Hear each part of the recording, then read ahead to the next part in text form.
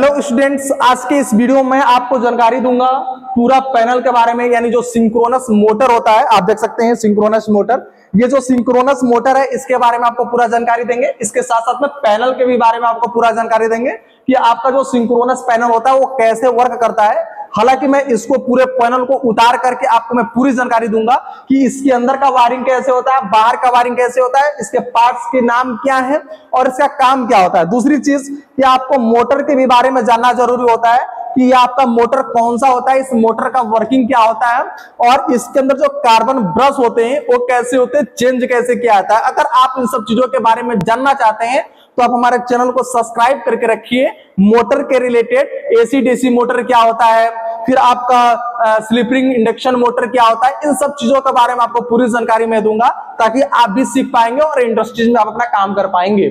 आप अब यहाँ पर देखिए जी, ये आपका सिंक्रोनस मोटर है, इसके ऊपर टोटल आपका 3 एम्पियर मीटर लगा हुआ है, लेकिन इससे अपडेटेड वर्जन का मैं आपका पैनल उतारा हूं जिसके ऊपर मैं आपको पूरी जानकारी दूंगा। इसके अंदर आप देख सकते हैं ये वेरिएबल आपका स्विच है, वेरिएबल डिम स्विच हम लोग इसको बोलते हैं। इसके द्वारा क्या होता है, मोटर के गति को नियंत्रण किया जाता है, स्टेबल भी किया जाता है। इसके साथ साथ में ये आपका एमसीबी, यहाँ पर एमसीबी आप लगा लेंगे तो यहाँ पे ये मैंने जो एमसीबी लगाया है यहाँ पे आपका डीसी एमसीबी हो जाएगा। अब इसके बाद में आप देखेंगे कि इसको मैं थोड़ा सा आपको चालू करके दिखाता हूं कि इस मोटर की गति कैसे होती है और इसको वेरिएबल स्विच के द्वारा कंट्रोल कैसे किया जाता है, ये भी चीजें आपको मालूम चलेंगी। और यहाँ पे 3 इंडिकेटर लगा हुआ है। ये 3 इंडिकेटर लगने का मतलब ये है कि आपका ये जो मोटर है, ये मोटर जो है सप्लाई तीनों पे ले रहा है, यानी RYB तीनों सप्लाई इसके अंदर आ रहा है और वही सप्लाई मोटर पे जाता है और एक सप्लाई इधर से, यानी 2 सप्लाई इसके अंदर जाती है। कमेंट करके बताएं आप हमें कि इन दोनों सप्लाई के बारे में बताएं और मोटर के कनेक्शन के बारे में बताएं।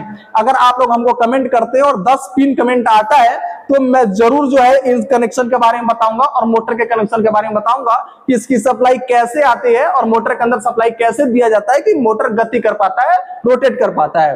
तो अभी आप देखेंगे यहां पर जो है 4 तार टोटल इसके अंदर गया हुआ है। एक आपका R है, एक Y है, एक B है, यानी 3 फेस इसके अंदर इनपुट किया गया है और एक आपका न्यूट्रल के लिए इनपुट किया गया है। टोटल 4 तार जा रहे हैं पैनल के अंदर और यहां से मैं जैसे सप्लाई को ऑन करूंगा ये मोटर वोल्ट मीटर वोल्टेज बताना चालू कर देगा, एम्पियर मीटर एम्पियर बताना चालू कर देगा।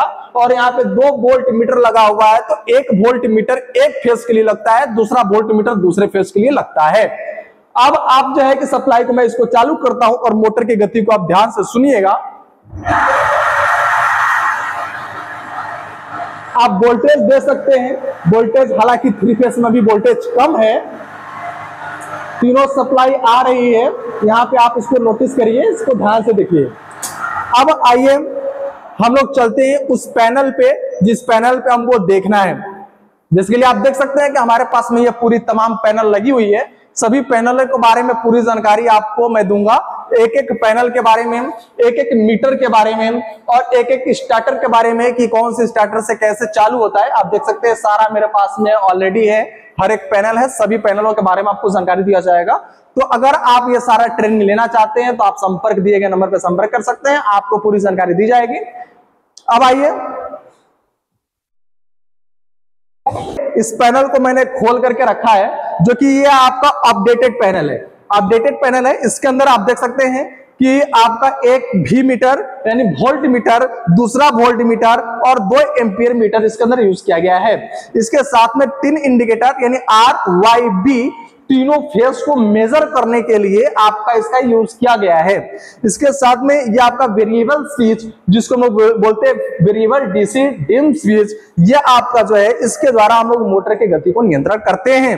अब यहाँ पे एमसीबी, ये आपका एमसीबी हो गया, यानी जो 3 फेस की सप्लाई आ रही है, न्यूट्रल आ रही है, उसको कंट्रोलिंग के लिए इसका यूज किया गया है।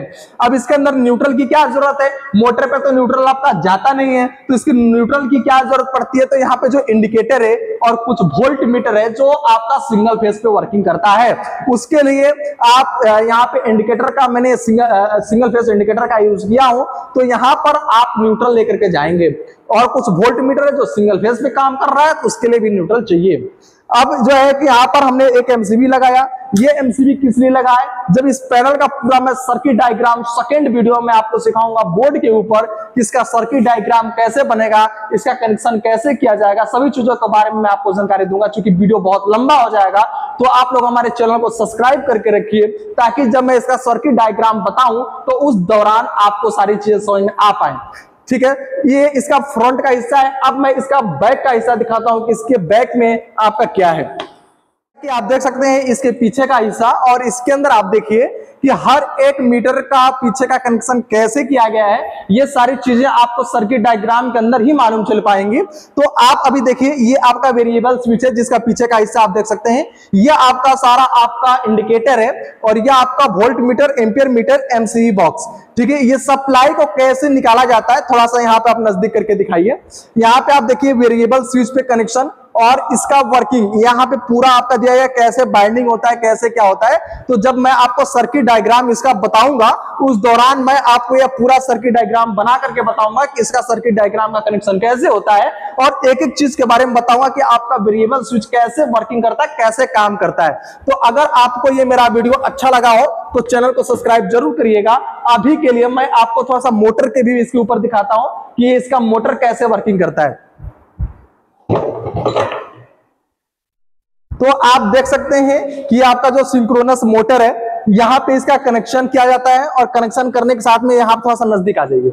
यहां पर देखिए कि ये आपका जो है कि पूरा कार्बन ब्रश यहाँ पे सारा यूज किया गया है। ये कार्बन ब्रश के थिम्बल को कैसे निकालते हैं, कार्बन ब्रश को कैसे चेंज किया जाता है, सभी चीजों के बारे में आपको पूरी जानकारी दी जाएगी हमारे पास में। तो आप यहाँ पे ऊपर एक बार देख लीजिए, ये आपका कनेक्शन पॉइंट के लिए यहाँ पे आपका 3 फेज सप्लाई चला जाएगा, यहाँ पे प्लस माइनस की सप्लाई जाएगी, जिससे आपका मोटर ये वर्किंग करेगा।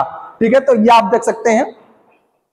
आप अगर ये पूरा पैनल, पूरे पैनल के साथ में मोटर का कनेक्शन और इस पैनल को पूरा इंस्टॉलेशन करके मैं आपको पूरा फुल वीडियो बनाऊंगा। इसका कम से कम 3-4 पार्ट होने वाला है, जिसमें आपको पूरी जानकारी हो पाएगी। अगर आपको मेरा ये वीडियो अच्छा लगा होगा तो एक लाइक जरूर दीजिएगा, और चैनल को सब्सक्राइब करके रखिएगा। बेल आइकन को, नोटिफिकेशन को ऑल पे जरूर सेट करिएगा, ताकि अगर मैं कोई भी वीडियो डालूं तो आपके पास नोटिफिकेशन जा पाए, आप उस वीडियो को देख करके उसको सीख पाएं।